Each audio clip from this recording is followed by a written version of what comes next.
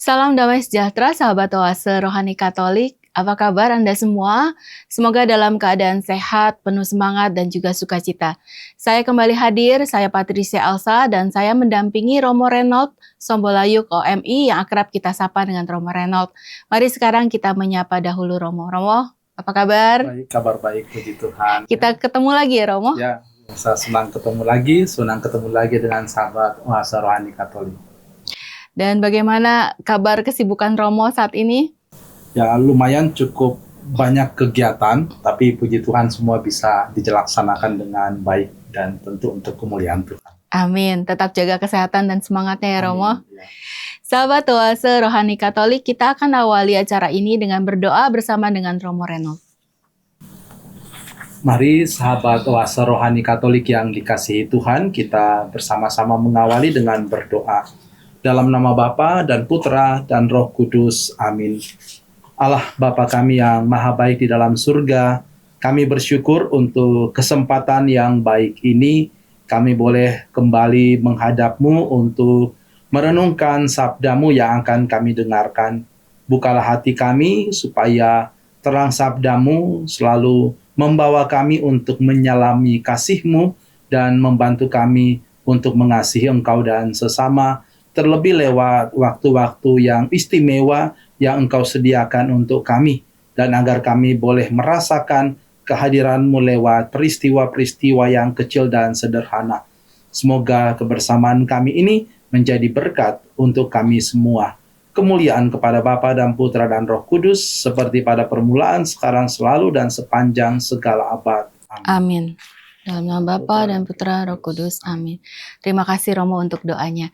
Sahabat Oase Rohani Katolik, pada hari ini merupakan peringatan wajib Santo Alfonsus Maria de Liguori, Uskup dan Pujangga Gereja, sebagai antifon pembuka. Tuhan bersabda, seorang imam akan kuangkat bagiku, ia setia padaku dan bertindak menurut maksud dan keinginanku. Bacaan pertama dari Kitab Imamat. Tuhan bersabda kepada Musa, inilah hari-hari raya yang ditetapkan Tuhan, hari-hari pertemuan kudus yang harus kalian maklumkan masing-masing pada waktunya yang tetap. Dalam bulan pertama, pada tanggal 14 bulan itu, pada waktu senja, adalah Paskah bagi Tuhan. Dan hari yang ke-15 bulan itu adalah hari raya roti tidak beragi.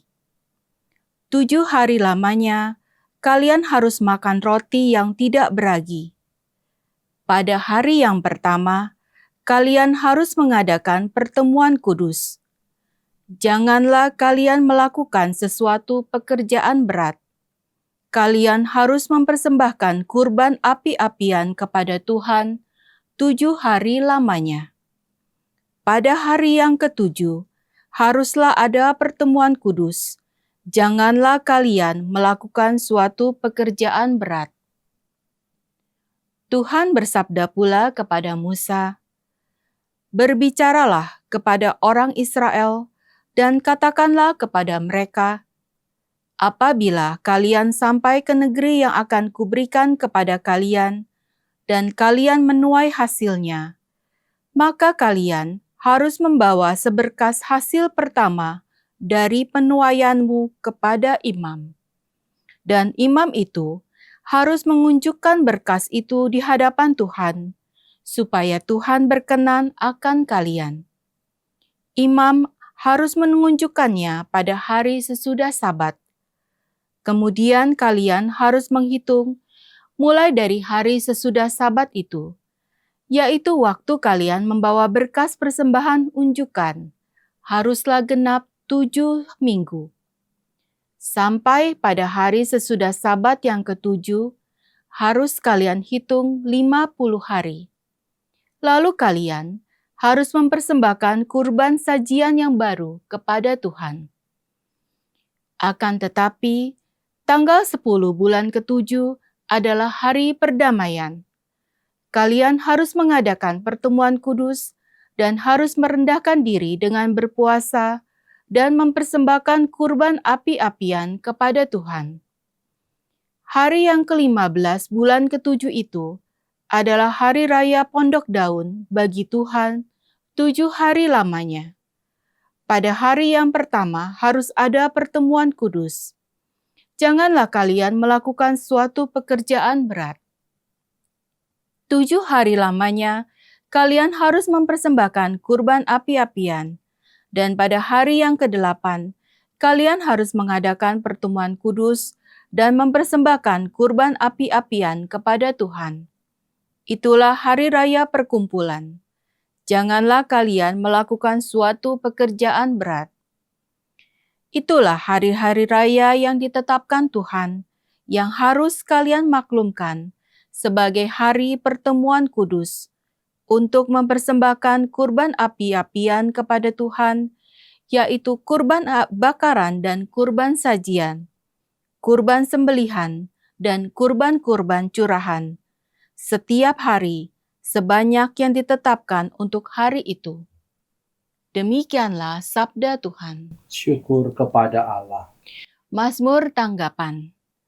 Bersorak-sorailah bagi Allah kekuatan kita. Bersorak-sorailah bagi Allah kekuatan kita. Angkatlah lagu, bunyikanlah rebana, petiklah kecapi yang merdu, diiringi gambus. Tiuplah sangkakala pada bulan baru, pada bulan purnama, pada hari raya kita.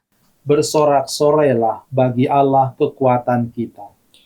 Sebab begitulah ditetapkan bagi Israel suatu hukum dari Allah Yakub. Hal itu ditetapkannya sebagai peringatan bagi Yusuf, waktu ia maju melawan tanah Mesir. Bersorak-sorailah bagi Allah kekuatan kita. Janganlah ada di antaramu Allah lain, dan janganlah engkau menyembah Allah asing. Akulah Tuhan Allahmu, yang menuntun engkau keluar dari tanah Mesir. Bersorak-sorailah bagi Allah kekuatan kita. Sahabat Oase Rohani Katolik, kita akan mendengarkan Injil Suci menurut Matius. Marilah kita siapkan hati, dan sebelumnya kita akan menyanyikan bait pengantar Injil. Haleluya, haleluya, haleluya. Haleluya, haleluya, haleluya. Sabda Tuhan tetap selama-lamanya. Itulah sabda yang diwartakan kepadaku. Haleluya, haleluya, haleluya. Tuhan bersamamu Dan bersama rohmu. Inilah Injil suci menurut Matius. Dimuliakanlah Tuhan. Pada suatu hari Yesus kembali ke tempat asalnya. Di sana ia mengajar orang di rumah ibadat mereka. Orang-orang takjub dan berkata, "Dari mana diperolehnya hikmat itu? Bukankah dia itu anak tukang kayu? Bukankah ibunya bernama Maria dan saudara-saudaranya Yakobus, Yusuf, Simon, dan Yudas? Dari mana diperolehnya semuanya itu?" Lalu mereka kecewa dan menolak dia. Maka Yesus berkata kepada mereka, "Seorang nabi dihormati di mana-mana, kecuali di tempat asalnya sendiri dan di rumahnya." Karena ketidakpercayaan mereka itu, maka Yesus tidak mengerjakan banyak mujizat di situ. Demikianlah sabda Tuhan. Terpujilah Kristus. Terima kasih Romo untuk bacaan Injilnya. Sahabat Oase Rohani Katolik, pada hari ini merupakan peringatan wajib Santo Alfonsus Maria de Liguori, Uskup dan Bujangga Gereja. Kita sudah mendengarkan dua bacaan, pertama dari Kitab Imamat dan kedua dari Injil Matius. Dan sekarang Romo akan menyampaikan inspirasi pewartaan dari bacaan-bacaan tersebut. Silakan Romo. Ya. Sahabat Oase Rohani Katolik yang dikasihi Tuhan, di dalam dua bacaan yang kita dengarkan, kita bisa melihat bagaimana Tuhan sungguh istimewa. Karena di kitab Imamat kita mendengar bagaimana Tuhan menetapkan hari-hari kudus di mana umat Israel diajak untuk memuliakan Tuhan. Hari-hari kudus ditetapkan supaya menjadi kesempatan untuk seluruh bangsa memuliakan Tuhan. Dan kalau kita baca baik-baik di dalam bacaan tersebut ada banyak aturan-aturan yang dibuat yang tentu tujuannya bukan untuk membatasi atau mengekang, tetapi untuk mempersatukan. Kita bisa membayangkan kalau tidak ada aturan yang jelas untuk sebuah bangsa, pasti orang akan melakukan masing-masing kehendaknya sendiri, seleranya sendiri. Dan pasti akan kacau kalau kita bisa membayangkan apa yang terjadi. Maka Tuhan menetapkan cukup detail apa yang harus dibuat supaya terjadi keseragaman. Dan di dalam keseragaman itu terjadi keindahan. Dan persis keindahan itulah yang kita persembahkan kepada Tuhan, sang keindahan yang sempurna. Maka kalau kita merenungkan kembali bacaan pertama dari kitab Imamat ini, mungkin kita bisa bertanya, mengapa kalau Tuhan menetapkan hari-hari kudus, hari-hari yang istimewa, lalu apakah di hari-hari lain itu kondisinya atau statusnya lebih rendah? Apakah kita hanya berdoa pada hari-hari kudus itu? Tentu bukan begitu maksudnya. Karena setiap saat, setiap waktu adalah hari yang kudus. Terlebih sebagai umat Katolik, lewat peristiwa sengsara, wafat, dan kebangkitan Tuhan, kita melihat bahwa Tuhan hadir di dalam setiap waktu, di dalam setiap tempat. Hanya memang ada hari-hari istimewa yang kita juga rayakan.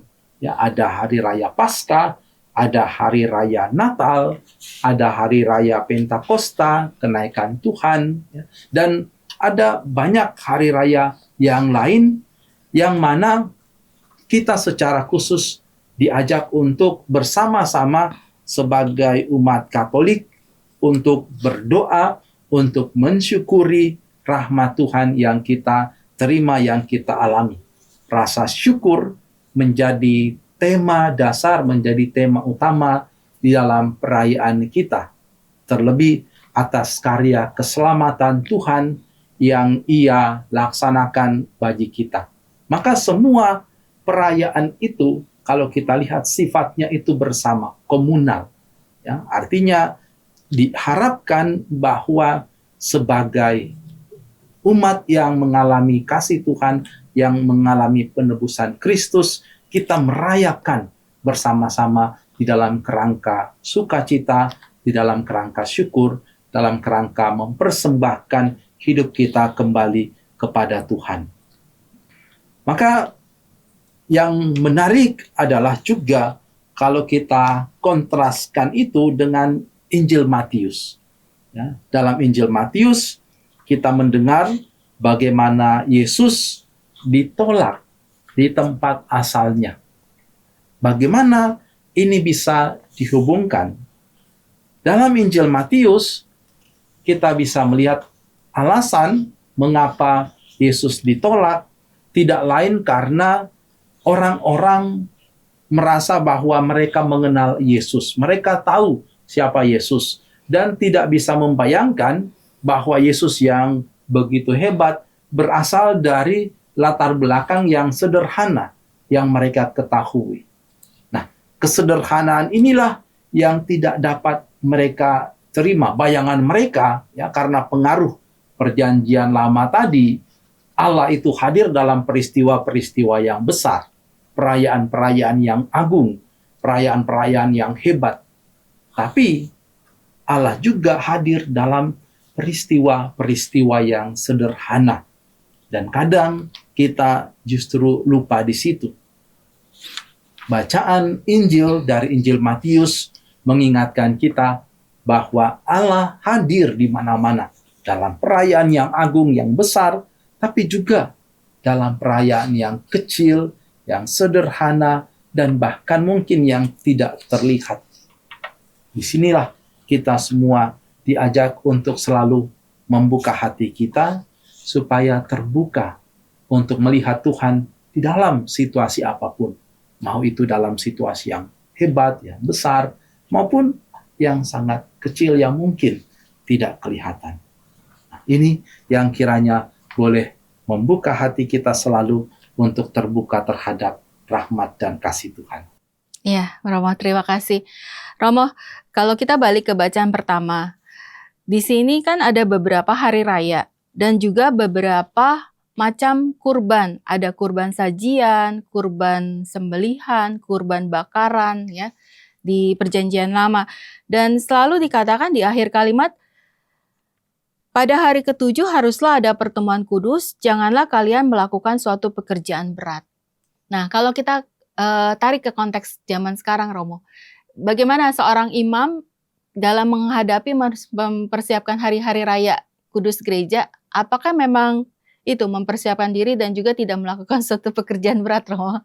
Ya, memang kita harus ketahui bahwa konteks dari kitab imamat ini adalah menetapkan sebuah hukum untuk bangsa Israel, ya, yang kita tahu imamat itu menjadi salah satu kitab dari Taurat, dari Torah, ya, yang menjadi dasar dari iman orang Yahudi. Dan terutama kitab imamat itu membahas bukan cuma soal imam sebenarnya, tetapi soal peribadatan, ya, dibahas di dalam kitab imamat ini. Tidak hanya soal imamnya, tapi juga umatnya di situ. Nah, kita bisa melihat, ya, tadi yang ditanyakan, betul sekali bahwa perayaan-perayaan besar itu kan memang menuntut persiapan, ya. Ada persiapan batin, ya, persiapan juga tentu sifatnya lahiriah, supaya perayaan itu sungguh-sungguh menjadi kesempatan untuk bersyukur, untuk penuh sukacita, dan semakin mengalami berkat dan kasih karunia Tuhan.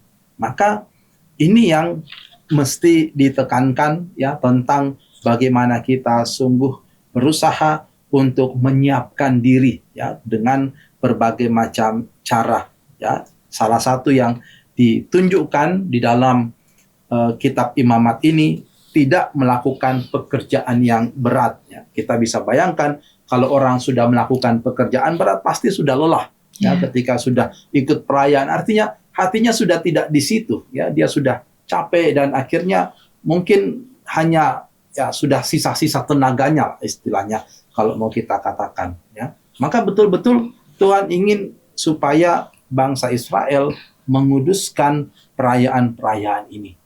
Tentu semangatnya yang sama juga kita masih hayati sebagai umat Katolik.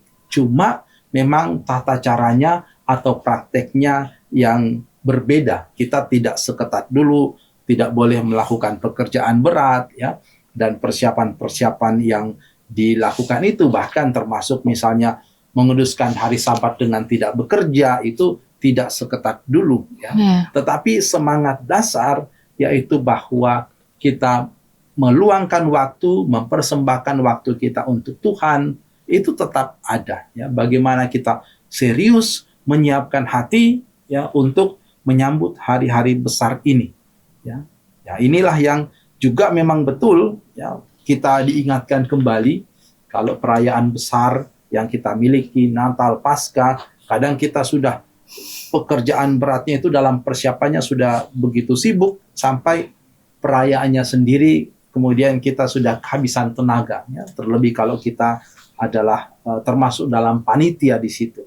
Nah, ini menjadi sekaligus juga kritikan untuk kita, ya, evaluasi untuk kita, apakah saya sungguh-sungguh menyiapkan hati untuk perayaan-perayaan besar itu?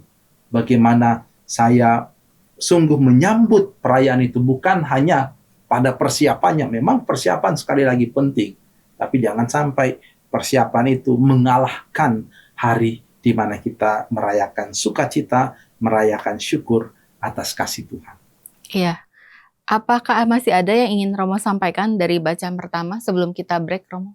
Nah, dari bacaan pertama ini, kembali lagi saya hanya mau merangkum kembali ya, bahwa hari yang kudus yang dipersembahkan atau yang ditetapkan oleh Tuhan untuk kita rayakan, itu menjadi hari yang istimewa. Maka kita rayakan dengan sukacita, kita rayakan dengan penuh syukur, tetapi kita jangan lupa bahwa untuk perayaan itu kita juga perlu membuat persiapan, ya, persiapan batin, ya, persiapan lahiriah juga, sehingga boleh kita rayakan dengan rasa syukur yang pantas untuk kemuliaan Tuhan yang sungguh agung. Ya, terima kasih Romo. Sahabat Oase Rohani Katolik, kita sudah mendengarkan inspirasi pewartaan yang disampaikan oleh Romo. Dan nanti kita akan jeda sesaat dulu sebelum kita membahas kembali atau mendalami kembali bacaan Injil pada hari ini. Dan kita jeda sesaat dahulu.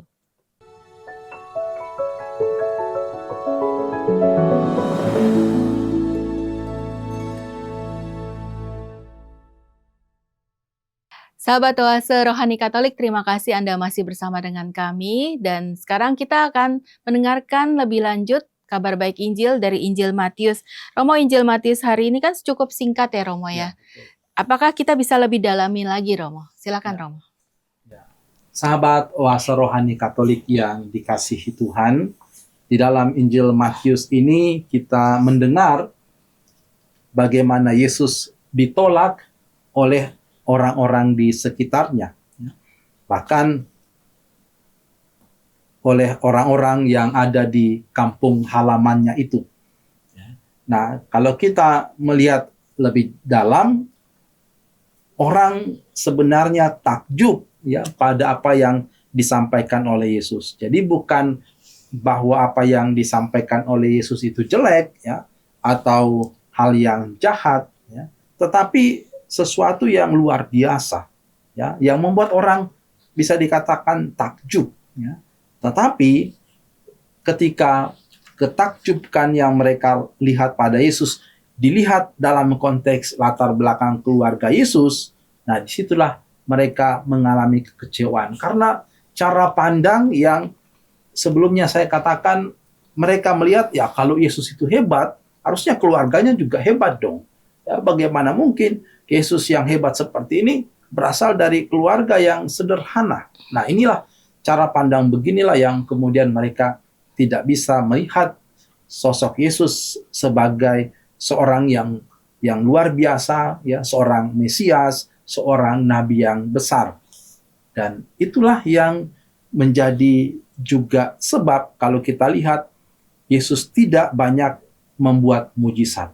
Artinya kehadiran karya Tuhan di sana tidak menjadi begitu nyata. Karena mereka dari awal sudah menutup diri. Nah, di sini kalau kita lihat juga dengan bacaan pertama, ya, Tuhan juga hadir di dalam kesederhanaan. Di dalam peristiwa yang kecil, ya, yang kadang-kadang sepele, sederhana, tetapi kita bisa atau kita menolaknya.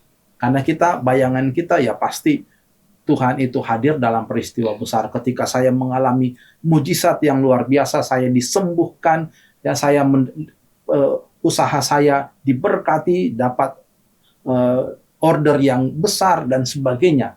Kita melihat itu sebagai kasih Tuhan. Tapi hal sederhana bagaimana kasih Tuhan setiap hari kita rasakan lewat nafas yang bisa kita hirup, kehidupan yang kita alami, kadang kita lupa dengan semuanya itu. Termasuk orang-orang sederhana yang kita temui, kita jumpai, kadang-kadang kita lupa. Padahal Tuhan kadang-kadang atau seringkali justru hadir di situ.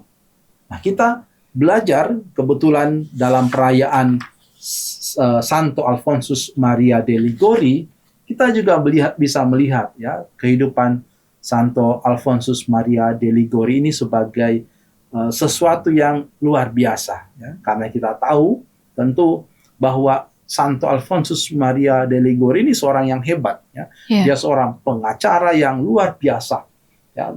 Semua kasus yang dia tangani itu pasti menang, ya. Tetapi ada satu poin di mana ketika dia mengalami kegagalan, dia melihat itu sebagai sesuatu yang lain. Dia tidak marah kepada Tuhan, tidak kecewa, tapi dia mengevaluasi, yang melihat kembali hidupnya dan menemukan bahwa Tuhan mungkin punya rencana lain dalam hidupnya.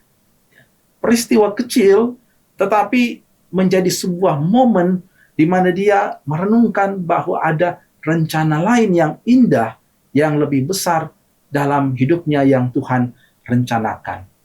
Peristiwa penolakan menjadi peristiwa yang penuh berkat. Dan itulah yang membuat dia kemudian meninggalkan semua yang sudah dia upayakan, perjuangan karir dan semuanya. Dia masuk seminari, menjadi imam, dia mewartakan kasih Tuhan, dan sungguh luar biasa. Dia menjadi salah seorang pengajar gereja, ya, dikatakan uskup dan pujangga gereja.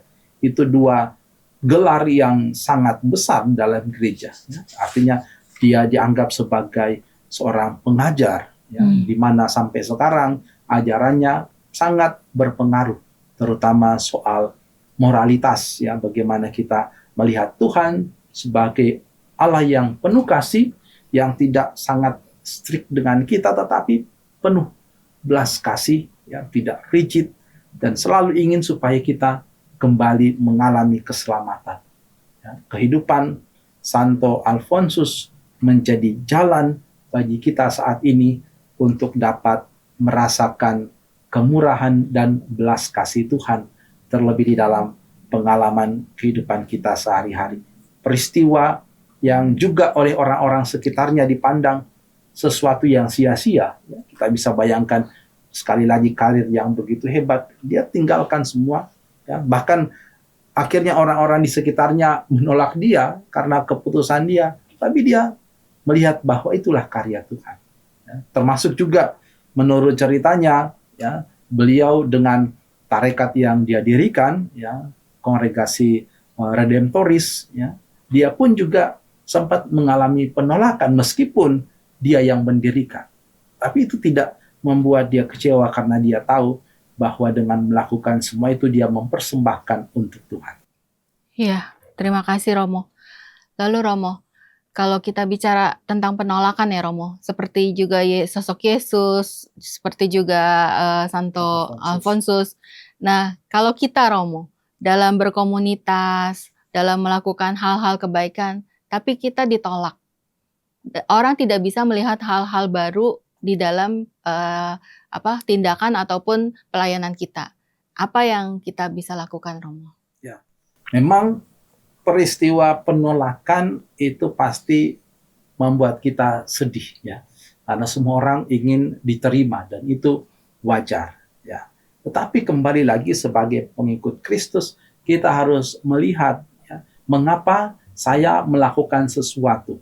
Sebagai pengikut Kristus, kita melakukan sesuatu, melakukan sebuah misi, bukan pertama-tama supaya kita diterima, tapi karena itulah menjadi misi perutusan kita dari Tuhan. Ya, apapun yang terjadi, kita harus siap seperti Tuhan Yesus.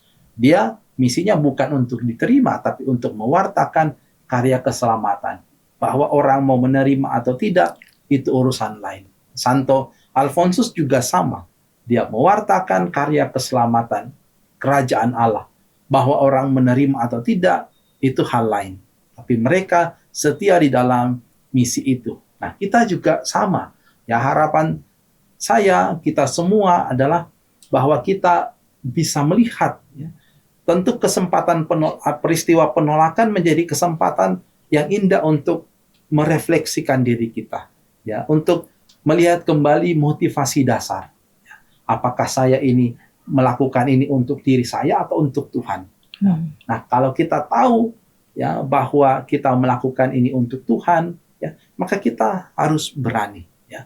Tapi tentu juga selalu ada pilihan, ya. Selalu ada pilihan. Ketika Yesus ditolak, ya, dia kemudian tahu bahwa ya mungkin ada tempat lain yang membutuhkan. Jadi peristiwa penolakan ya tergantung misi ya. Kita bisa melihat ya, kita melihat ketika kita ditolak ya mungkin ya, kita harus melihat kembali apakah saya harus tetap di situ atau mungkin saya ke tempat lain yang terbuka terhadap rahmat Tuhan.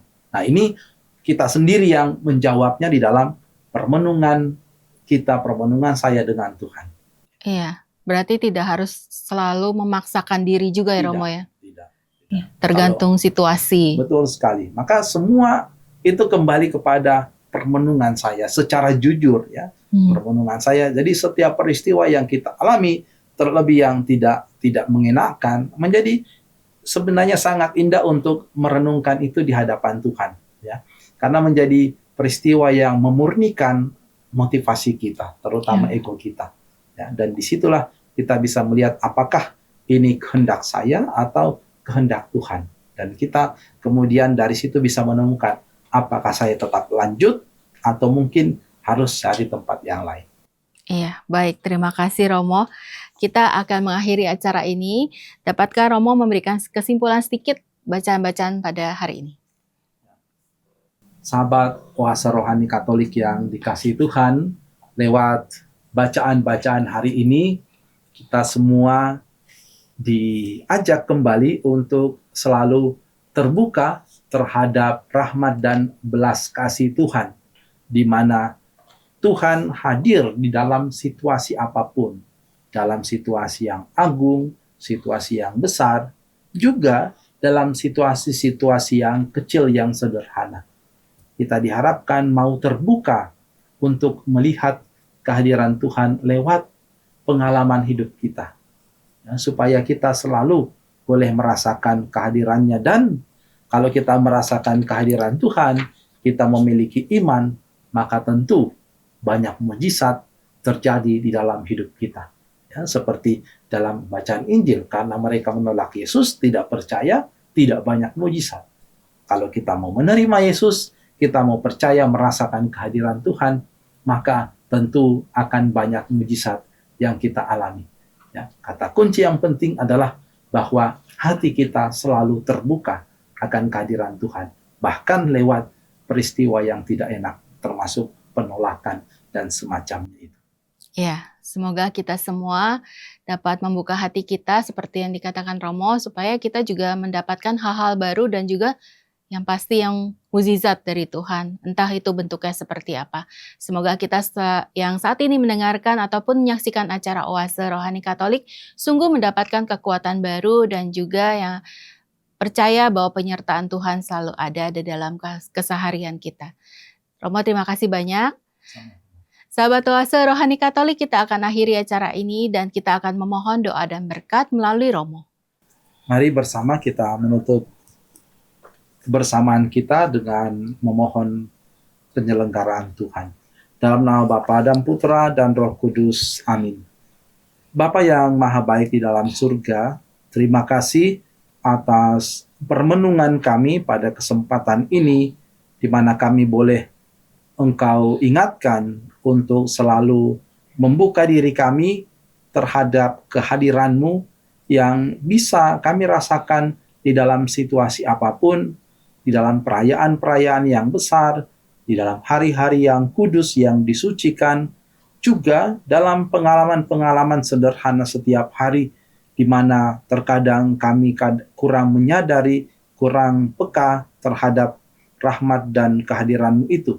Bukalah hati kami agar kami boleh selalu menyadari kebersamaan-Mu dengan kami, pertolongan-Mu, penyertaan-Mu, sehingga kami boleh selalu dikuatkan dan mengalami mujizat yang Engkau ciptakan untuk kami.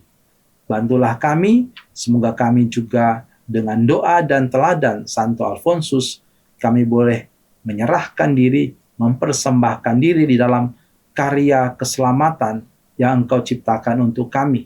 Karya keselamatan yang sudah Engkau buat, panggilan yang Engkau berikan untuk kami semua. Dan semoga hari-hari kami boleh selalu terarah, terbimbing, dan terselenggara karena kasih-Mu sendiri. Allah yang Maha Kuasa, berkatilah kami semua, dan kami memohon berkat-Mu untuk seluruh hidup kami.